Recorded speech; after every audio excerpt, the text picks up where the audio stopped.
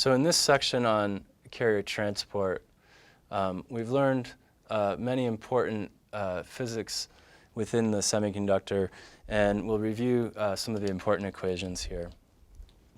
So the first would be the definition of the conductivity in general, meaning in the semiconductor that has both electrons and holes.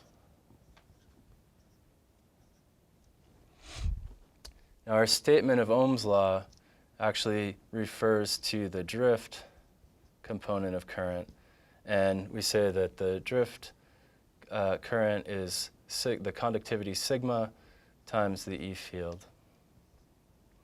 Now our other component is the diffusion current, and this equals negative E d times dN dx for electrons, or parentheses over here, dp dx for holes. And we can put the subscript for electrons there.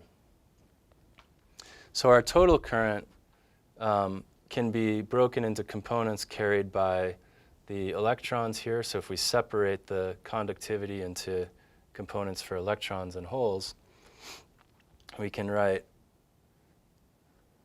the total current as equal to negative E dE dN dx plus sigma for electrons times the E field, and then an analogous equation for the holes. We've also learned about the fact that a difference in doping as a function of x leads to a built-in voltage. And this, of course, allows us to actually construct semiconductor devices. And we've learned about the Hall effect, which can be used to determine the doping N and the mobility inside semiconductor material. And of course, it could be used for p-type materials also.